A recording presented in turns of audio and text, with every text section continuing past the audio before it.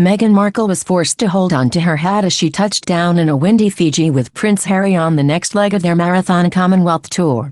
The Duke and Duchess of Sussex were given a guard of honor as they disembarked the royal jet, but the blustery conditions saw the red carpet blown around as officials struggled to keep hold of it. The royal couple traveled by charter flight from Australia to the capital Suva, embarking in casual shirts and jeans and stepping off the Qantas plane in more formal attire. Meghan wore a dress by Australian label Zimmermann, a Stephen Jones hat, earrings which were a gift from the Queen, worn in Chester at their recent joint engagement there, and a bracelet which was a gift from the Prince of Wales. The couple will spend 4 days in the South Pacific on behalf of the Queen, traveling on to Tonga later in the week. But there are questions over the palace's wisdom of allowing the pregnant Duchess to continue with the trip as there is a moderate Zika risk in the region. The mosquito-borne disease can cause serious defects in unborn fetuses, and the Foreign and Commonwealth Office advise expectant mothers not to travel there. But Kensington Place insists the couple have taken medical advice and are happy for Meghan, who is around 12-14 weeks pregnant, to continue with her trip.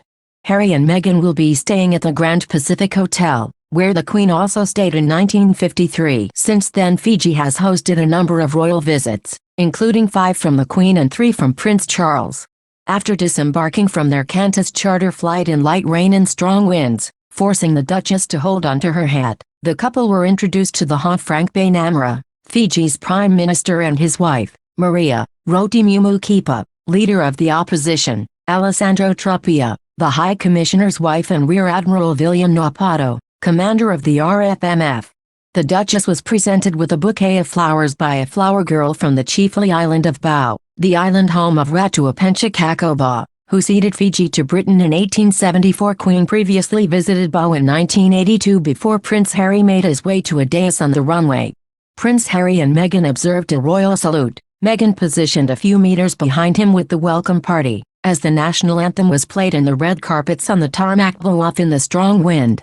The Duke was then invited to inspect the guard of honor before Harry and Meghan left for their next engagement, a meeting with Fiji's president, Jayaji Conrod, at Boren House. As the couple's convoy left the airport, hundreds of well-wishers had lined the road out of the airport, waving flags and cheering. From Boren House, the Duke and Duchess will attend an official welcome ceremony in the city centre's Albert Park. The ceremony, known as the Virkarakara Vivakavanura, embodies Fijian cultural identity and heritage and will mirror in format that of the one attended by the Queen and the Duke of Edinburgh when they visited Fiji in 1953. It will involve a number of traditional elements of Fijian culture, including the presentation of the tabla and a kava ceremony. A traditional dance, known as the meek, will also be performed by members of the Nikelo village. Kava is the national drink of Fiji and is consumed with great ceremony. It is made from a pepper plant, Piper methysticum, pounded into fine powder and then mixed into fresh water. The result looks a bit like muddy rainwater and has slightly bitter taste. It is also said to have a mild sedative effect, meaning it is unlikely the pregnant Duchess will be able to take a sip, leaving the honors to her husband. The couple will sit on a raised dais with everyone seated below them as a mark of respect. No one is allowed to wear anything on their heads or have anything above their head like an umbrella, as per traditional protocol. The Duke and Duchess will then leave Albert Park for the Grand Pacific Hotel, where they will be staying for the 2 nights they are in Fiji. Following in the footsteps of the Queen, they will acknowledge members of the public gathered around Albert Park from the balcony of the hotel.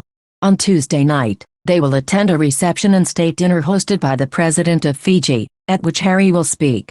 It will be the most glamorous event the couple have so far attended during their 16-day tour. On Wednesday, His Royal Highness will lay a wreath at the Fiji War Memorial and meet a number of Fijian war veterans, some of whom served with the British Armed Forces. The royal couple will then visit the University of the South Pacific campus in Suva. From here, their program will split.